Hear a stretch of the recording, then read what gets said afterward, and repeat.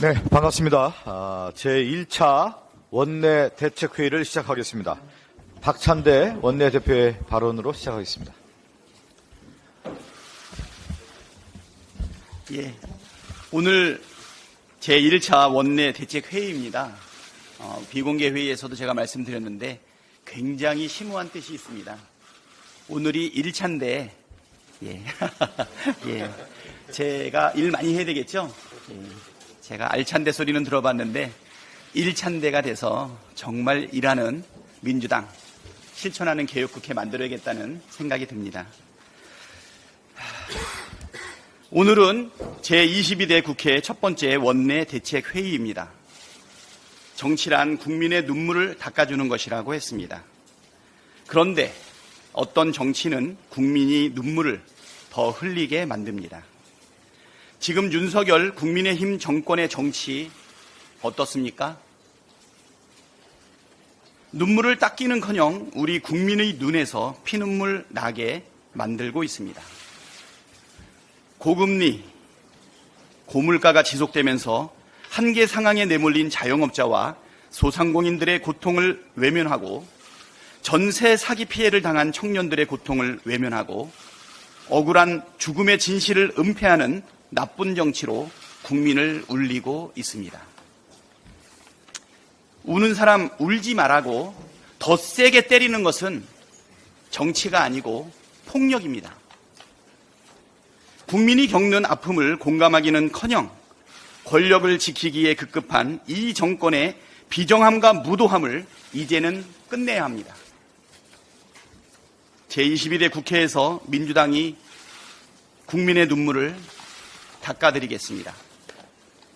윤석열 정권의 폭주를 막고 민생을 살리라는 국민의 준엄한 명령을 반드시 수행하겠습니다.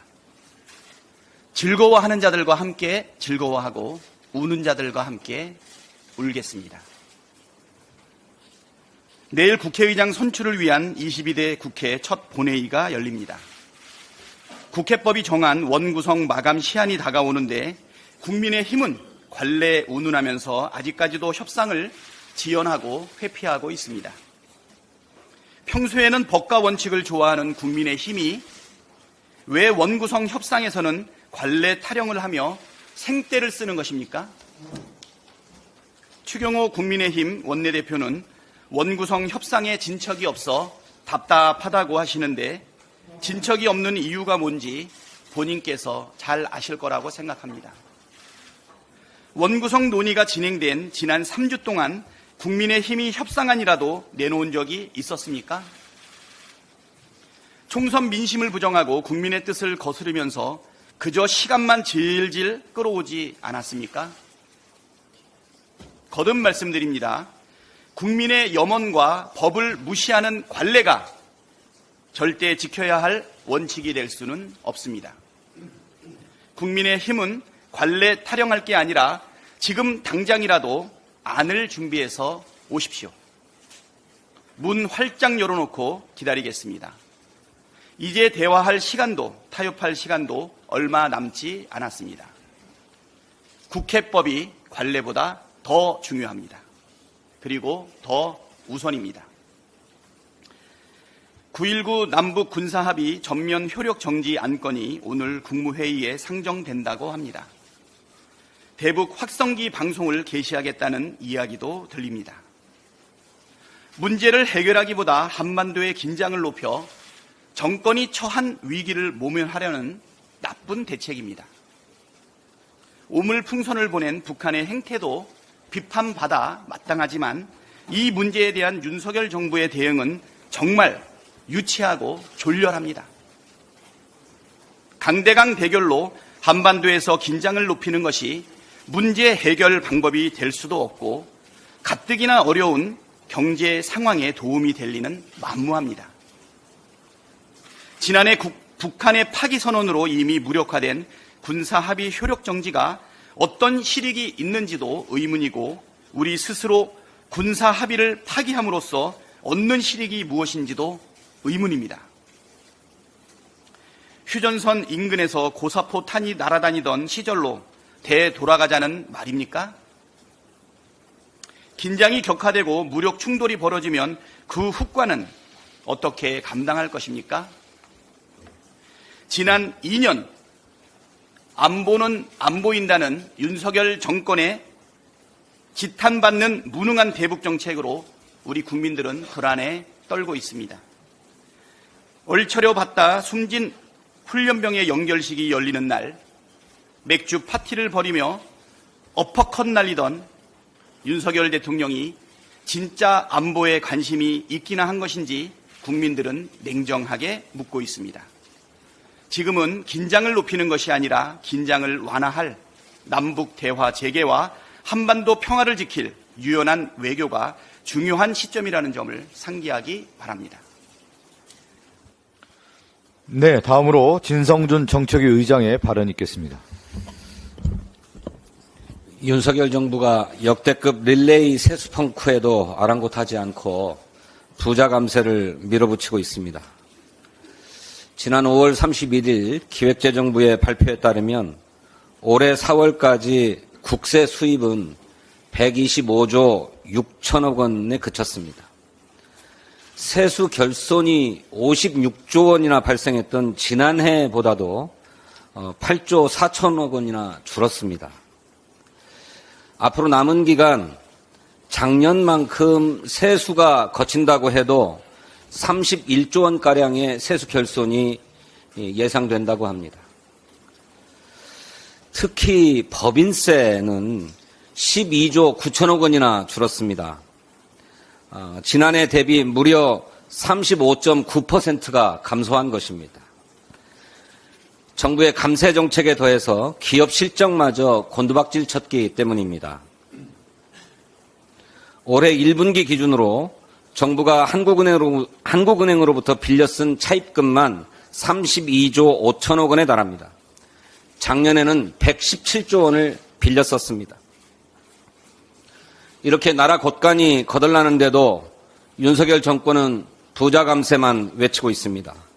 대통령실은 종부세 폐지, 기획재정부는 다주택자 중과 완화, 상속 증여세 완화, 거액자산가의 이익을 위한 감세 정책만 내놓고 있습니다. 하지만 이제 더 이상 이러한 양두구육 조세 정책, 앞으로는 재정 건전성을 강조하면서 뒤로는 세수의 기반을 허무는 이런 양두구육 조세 정책은 통하지 않습니다. 참여연대가 발표한 여론조사 결과에 따르면 1주택 실거주자 종부세를 폐지하자는 주장에 대해서조차 국민의 과반인 52%가 반대했습니다. 묻지마 감세로 나라 재정 파탄 낼 궁리만 하지 말고 특단의 세수 확보 대책부터 내놓기를 바랍니다. 여성가족부 장관 공석 사태가 100일을 넘었습니다. 윤석열 대통령이 여성가족부 장관을 고의적으로 비워두고 있는 것은 헌법과 법률이 정한 대통령의 직무를 심각하게 유기하는 것입니다. 헌법 제78조는 대통령은 헌법과 법률이 정하는 바에 의하여 공무원을 임면한다고 규정하고 있습니다. 여성가족부 장관이 공석인 사이에 강남 오피스텔 모녀 살해 사건, 의대생 교제 살인 범죄 등의 사건들이 연일 뉴스를 도배하고 있습니다. 더군다나 여성에 대한 폭력을 담당하는 여성가족부 권익증진국장도 직무대리 체제입니다. 이렇게 여성가족부가 사실상 마비된 상태에서 윤석열 정부와 국민의힘이 저출생 대책이라고 내놓는 정책들도 수준 낮은 블랙 코미디입니다. 정부 출연 연구기관인 한국조세재정연구원은 여자아이를 1년 조기 입학시키면 남녀 교제 성공률이 올라가서 출생률이 올라갈 것이다 라고 하는 얘기를 연구 결과라고 내놓고 있습니다. 오세훈 서울시장의 저출생 대책 정관, 난관, 보건 사업으로 출생률을 올리겠다고 합니다. 추가 경정 예산을 편성해서 예산을 집어넣었어요. 국민의힘 서울시의원은 입에 담기도 민망한 쪼이고 댄스를 저출생 대책이라고 하면서 캠페인을 벌이겠다고 합니다. 정부 여당이 내놓는 대책이 죄다 이러하니까 이제 국민은 콩으로 매주를 쓴다고 해도 믿지 못합니다. 하루빨리 여성가족부 장관 임명하고 여성가족부를 정상화하기를 바랍니다. 저출생 대응 기획부를 만들면서 여성가족부를 슬쩍 해체해버릴 의도라면은 그런 꼼수 미몽에서는 깨기 바랍니다. 저출생 대책도 온전한 여성정책, 성평등 정책에서 출발하는 것임을 명심해야 할 것입니다. 한 말씀 더 드리겠습니다. 문재인 전 대통령에 대한 국민의힘의 정치 공세가 도를 넘고 있습니다. 인도와의 관계를 한층 더 발전시키려는 정부의 노력을 폄훼하려던 정치적 의도가 잘 안 먹히자 이번에는 산출 근거도 불분명한 기내식 비용을 갖고 치졸하기 짝이 없는 공세를 벌이고 있습니다. 긴 말 하지 않겠습니다. 정부는 즉시 인도 방문 기내식비의 상세한 산출 내역을 공개하십시오. 윤석열 대통령의 해외 순방 비용의 구체적 내용도 공개하십시오. 기내식비는 얼마였고 밤마다 재벌 회장들과 가졌다는 술자리 비용은 얼마였는지 또 그 비용은 누가 냈는지 공개하십시오. 국민의힘 윤상현 의원이 김정숙 여사 특검법을 발의했다고 합니다. 당대표 출마용 특검법입니까? 정부 여당이 특검법을 발의할 이유가 무엇인지 도무지 의아합니다. 검찰의 수사를 믿지 못해서 특검법을 발의한 것입니까? 그렇다면 해병대원 특검법은 왜 반대합니까? 김건희 특검법은 왜 반대합니까? 최소한의 진정성을 인정받으려면 해병대원 특검법과 김건희 특검법부터 찬성해야 할 것입니다. 감사합니다. 네, 다음은 김용민 정책수석의 발언 있겠습니다. 네, 원구성 법정 시한이 3일 남았습니다. 국민들께서는 22대 국회에 많은 기대를 하고 있습니다. 하루빨리 개원해서 개혁과 민생의 속도를 내야 합니다. 그러나 국민의힘은 협상을 거부하고 도망만 다니고 있는 형국입니다. 대통령 눈치만 보다가 헌정사상 가장 큰 총선 패배를 한 여당이 아직도 대통령 눈치만 보고 있어서 답답합니다. 국회법 제5조의 2에 따르면 6월에 임시회의를 집회할 수 있고 회기 중에는 한 주 동안 대정부 질문을 할 수 있도록 되어 있습니다.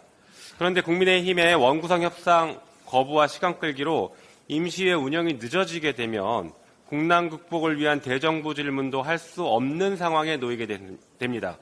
그에 대한 책임은 전적으로 국민의힘에게 있다는 것을 명심하기 바랍니다. 한편 마냥 기다릴 수만은 없습니다. 법과 원칙대로 할 것입니다. 민주당은 국회법에 따라 6월 7일까지 원구성을 완료하고 임시회 또한 조속히 열릴 수 있도록 최선을 다하겠습니다. 파탄난 민생과 민주주의를 다시 살려내고 위기에 놓인 외교 안보를 정상화시키는 데 노력하겠습니다. 최혜병 순직과 관련한 수사 결과를 보고받은 윤석열 대통령이 바로잡으라라고 지시를 했다라고 합니다. 22대 국회 국민들이 명령하고 있습니다. 바로잡아라. 이 명령을 받들기 바랍니다. VIP 경로, 3차례의 통화 기록, 대통령의 지시 등 수사 개입 의혹들이 하나씩 사실로 확인돼가고 있습니다. 그러나 공수처 수사는 힘없는 강아지가 호랑이와 싸우고 있는 형국입니다. 특검으로 대등하게 수사할 수 있도록 해야 하고 국회에서는 국정조사 등 모든 수단을 동원해서 진상을 규명하도록 하겠습니다. 예정에도 없는 일정으로 윤석열 대통령이 갑자기 브리핑을 했습니다. 윤석열 대통령의 발표대로 석유가 콸콸 나오면 정말 좋겠습니다. 정부가 발표한 탐사 자원량은 그릇의 크기입니다. 140억 배럴이 들어갈 수 있는 그릇의 크기를 발표한 것이고 실제 그 그릇에 무엇이 담겨 있고 얼마만큼 담겨 있는지는 나중에 확인을 해봐야 하는 것입니다. 그러나 정부는 지금 마냥 장밋빛 발표만 하고 있는 것 아닌가, 그것도 성급한 발표를 한 것 아닌가라는 의구심을 지울 수가 없습니다. 그런데 이런 중대한 발표에 또 천공의 그림자가 보인다라고 여기저기서 말들이 많이 나오고 있습니다. 우연의 일치이기를 바랄 뿐입니다. 포항 앞바다도 중요하지만 현재 개발 중인 제주도 남쪽 7광구도 시급하게 대책을 마련해야 합니다. 국회 입법조사처 보고에 따르면 2025년 6월 일본이 공동개발 협정을 종료하고 7광구 대부분을 일본이 가져가고 나머지를 중국이 차지할 수 있을 것이다라고 경고하고 있습니다. 윤석열 대통령은 제발 헌법이 정한 대통령으로서의 역할과 국토와 국민을 지키는 일을 하기 위해 매진해 주시기 바랍니다. 이상입니다. 다음은 민병덕 정책위 수석 부의장의 발언 있겠습니다. 오늘 안 합니까? 예. 다음은 임광현 부대표의 발언 있겠습니다. 현 정부의 경제 정책에 문제점이 정말 많습니다만 그중에 세제 문제를 말씀드리겠습니다. 저는 서울국세청장, 국세청 차장을 지낸 임광현 의원입니다. 선진 세제이자 우리나라 조세 분야의 오랜 수건이었던 금융투자소득세의 2025년 정상적 시행이 위기에 직면했습니다. 원인은 윤석열 정부의 무능과 무책임 때문입니다. 첫째, 무능입니다. 미국의 다우지수는 올해 들어서만 사상 최고치 기록을 3번이나 갈아치웠습니다. 일본의 니케이 225 지수 역시 1989년 이래 34년 만에 사상 최고치를 기록 중에 있으며 토픽스 지수도 최고치 경신을 앞두고 있습니다. 반면 한국은 윤 정부 집권 2년 동안 코스피 지수가 제자리 걸음만 하고 있습니다. 이는 윤석열 정부의 F학점 경제 성적표에 기인합니다. 2023년 세계 경제 성장률이 3.2%인 반면 한국은 1.4%에 그쳤습니다. 무역 수지 흑자는 2023년 상반기 200위까지 하락하는 등 처참한 상황입니다. 이러니 많은 분들이 금투세를 도입하기엔 우리 주식시장 체력이 약한 것 아니냐고 걱정을 하는 것입니다. 둘째, 무책임입니다. 2년이라는 긴 금투세 유예기간 동안 정부가 제도 보완에 손을 놓고 있었다는 점입니다. 가장 불만이 많은 원천징수 문제, 기관에 유리하고 개인에게 불리하다, 단타족에게 유리하고 장기 투자자에게 불리하다 등의 형평성 문제, 100만 원 이상의 소득이 발생할 경우 부양가족공제에서 제외되는 문제, 건보료 문제 등이 그간 숱하게 제기되어 왔습니다. 정부는 무엇을 했습니까? 특히 국민의힘 추경호 원내대표는 금투세 도입을 위한 소득세법 개정안과 증권거래세법 폐지 법안을 대표 발의한 분 아닙니까? 소관부처인 기재부 장관으로 가셨으면서 본인이 발의한 법안에 대해 시행 준비와 미비점을 보완 안 하고 도대체 무엇을 했단 말입니까? 기재부도 마찬가지입니다. 2020년에 금융자산 간 과세 형평성 제고와 금융세제의 합리성 제고를 위해 금투세 신설과 소득세법 개정안을 냈습니다. 그런데 연초 대통령 말 한마디로 돌연 폐지로 입장을 바꾼다면 국민이 어떻게 정부를 신뢰하겠습니까? 정부는 우선 징세 편의주의적 발상인 원천징수 문제부터 빨리 개선하기 바랍니다. 그동안 해외 주식은 원천징수를 안 했는데 금투세는 왜 원천징수를 하냐는 국민들의 주장은 매우 합리적이기 때문입니다. 우리 국민의 의식은 매우 높습니다.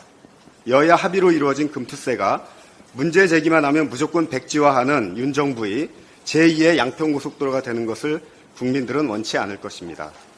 작년 87조 원의 역대급 재정적자를 기록한 상태에서 증권거래세는 이미 내려놓고 금투세를 갑자기 안 하겠다고 하면 대체 나라 살림은 어떻게 하겠다는 건지 답답할 따름입니다. 그래서 여당에 제안합니다. 담세력 있는 부자들의 자본소득에 정당한 과세를 하면서 개미 투자자들은 보호할 수 있는 금투세 보완책을 함께 논의할 것을 제안합니다. 국민의힘의 책임 있는 답변을 기대합니다. 상속세 말씀을 좀 드리겠습니다. 상속세 감세는 두 종류가 있습니다. 하나는 초부자 상속세 감세이고 다른 하나는 일반인 상속세 감세입니다. 윤석열 정부가 2년 만에 초부자 상속세 감세를 또다시 추진합니다.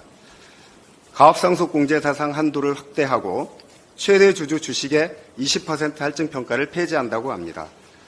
가업상속공제 대상은 이미 2022년 매출액 5천억 원의 사실상 대기업까지 확대했습니다. 공제 한도도 600억 원으로 올렸습니다. 2007년 당시 1억 원 공제에서 불과 15년 만에 빛과 같은 속도로 600배나 올린 것입니다. 최대 주주 주식 할증 평가 또한 2021년 개정으로 20%만 가산하는 것으로 완화했고 중소기업에 대해서는 기존 가산율을 아예 폐지했습니다. 수천억 원을 상속하는 회사를 과연 가업이라 부르며 특혜를 주는 것이 맞는지 의문을 제기하는 전문가도 많습니다. 그럼에도 불구하고 많은 혜택을 주었습니다. 이러한 제도 변화의 정책적 실효성과 사회 파급 효과 등에 대한 정밀한 연구 분석 없이 초부자 상속세 감세를 2년 만에 속도전으로 추진하는 것은 졸속 우려가 크다는 점을 분명히 말씀드립니다. 시간을 갖고 신중히 논의하는 것이 바람직합니다. 반면 지금 상속세제 개편에서 필요한 것은 주택가격 상승으로 상속세 대상이 된 중산층에 대한 세부담 완화입니다. 공동주택 공시가격이 2021년 19%, 2022년 17% 넘게 상승하면서 상속재산가액 5억 원에서 10억 원 사이의 과세 대상자가 49.5% 늘어났습니다. 이 구간에 속하는 상속세 결정세액은 68.8% 급증했습니다. 그런데 일반 상속세 일괄공제 규모는 28년째 그대로인 5억 원입니다.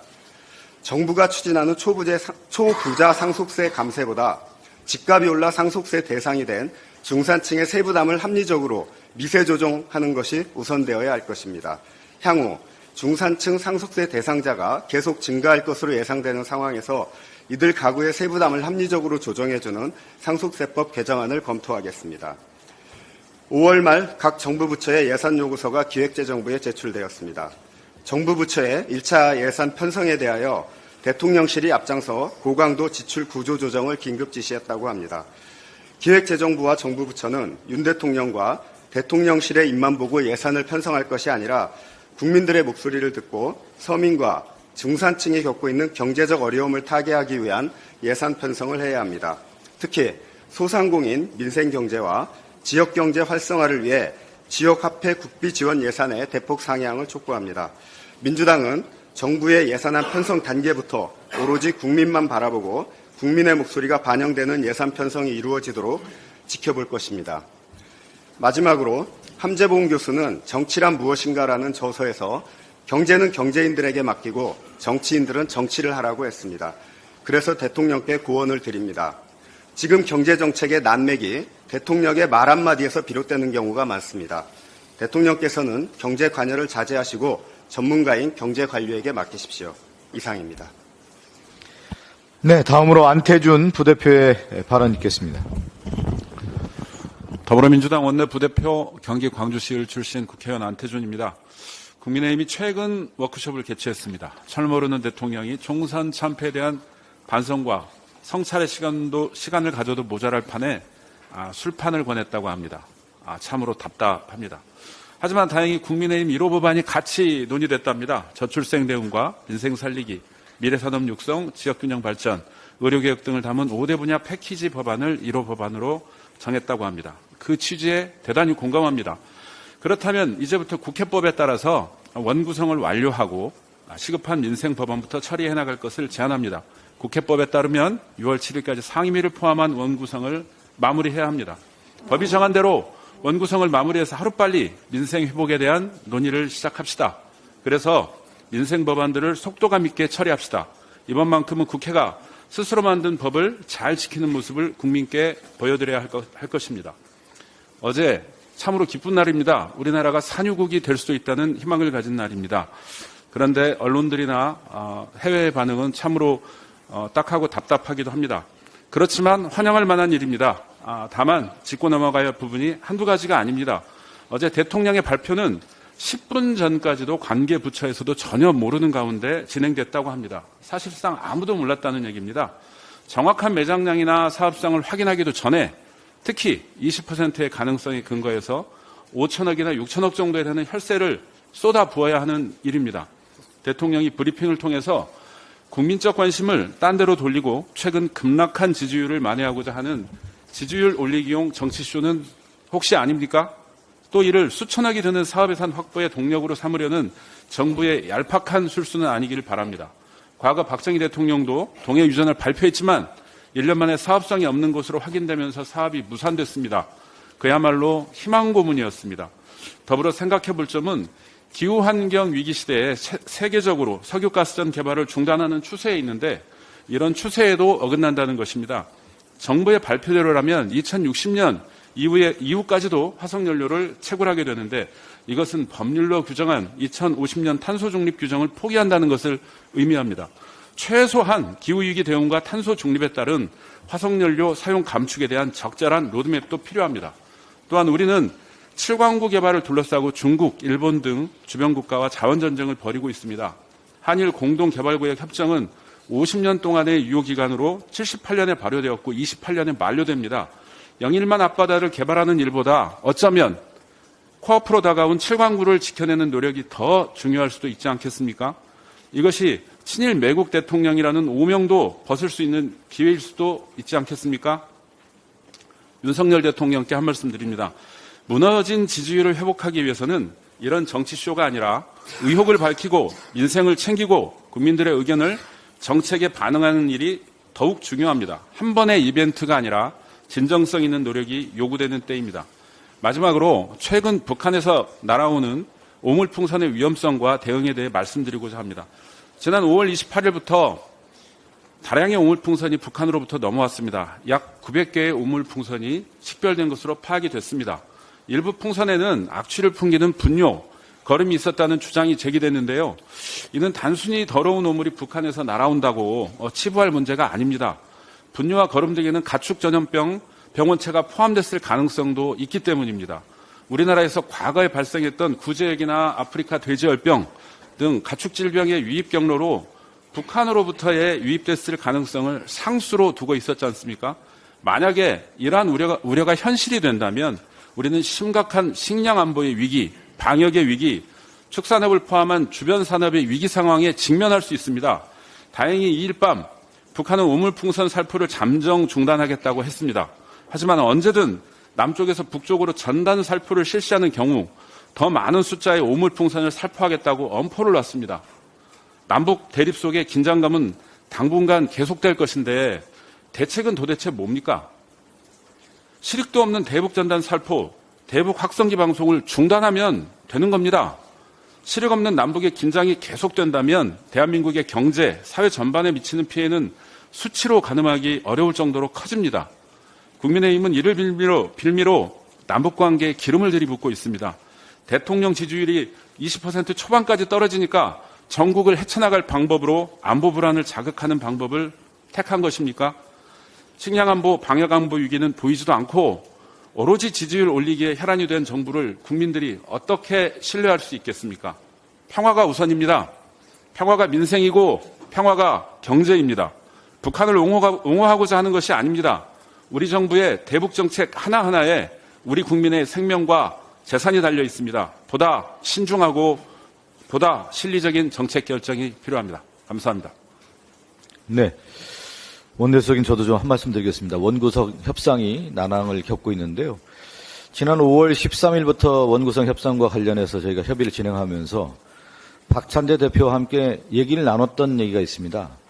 아마 원구성 협상이 진행되면서 서국적인 태도와 협상 자체를 지연을 할 것이다. 그런 지연 전략을 쓸 것이다. 이렇게 예측을 해왔고 협상 마지막 단계에서는 국민의힘의 프레임이 하나 나올 것이다. 그게 하나가 야당 독주, 입법 독주라는 프레임이 나올 것이다. 그런 예상을 하고 우리가 협상에 임했는데 대표님, 그 예상 그대로죠? 네. 한치의 오차 없이 진행이 되어 왔습니다. 거의 지금 4주째, 3주가 훨씬 지나서 4주째 지금 가까이 협상은 진행되고 있는데 원점에서 지금 계속 머물고 있습니다. 지금 이제 야당 독주 프레임을 한번 생각을 해봐야 되는데 지난 총선에서 여러분 기억하실지 모르겠지만 윤석열 정권에 대한 심판을 얘기했어요, 국민들이. 근데 국민의힘은 뭐였습니까? 2조 심판. 민심을 제대로 읽지 못하는 심판론을 들고 나와서 국민의힘이 총선에 패배하지 않았습니까? 실패한 프레임이었다. 근데 이번 원구성 협상과 관련해서도 윤석열 정권을 견제하고 심판하라고 하는 총선의 민의를 받들어서 이 원구성이 돼야 되는 건데 지금 국민의힘이 잘못된 프레임으로 지금 들고 있다. 또 다른 실패한 프레임의 사례가 될 것이다라는 말씀을 드리겠습니다. 지난 총선의 실패를 거울 삼아서 국민의힘이 원구성 협상에 적극적으로 임해야 됩니다. 그 총선의 민의를 받드는 것이 국민의힘이 일하는 것이고 지금은 윤석열 정권의 비정상화를 정상화하는 데 있어서의 국회가 다 해야 되는 것이다. 이 말씀을 드리는 겁니다. 따라서 민주당은 이제 결단을 해야 될 시기입니다. 결단을 해야 된다. 그 결단은 뭐냐? 윤석열 정권이 나라를 망가뜨리고 망치는 부분을 과감하게 견제해야 되는 것이고 그 첫 단추가 국회법을 준수해서 원구성을 하고 상임위를 18개 다 구성을 해서 현안 질의하고 업무보고 받고 민생입법 만들으라고 하는 것이 지금 시대적 과제이고 그것이 민주당이 해야 될 역할이다. 지금. 그래서 그 결단의 시기가 이제 남았다. 3일 남았습니다. 3일 동안 저희는 협상을 최대한 노력을 할 것이고요. 그 부분에 대해 있어서 박찬대 원내대표님뿐만 아니라 원내 지도부는 과감한 결단을 통해서 지금 윤석열 정권의 비정상화를 정상화로 만드는데 일을 하겠다는 말씀드리겠습니다. 이상입니다. 마쳐도 되겠습니다. 네. 제1차 원내 대책회의를 마치겠습니다. 감사합니다.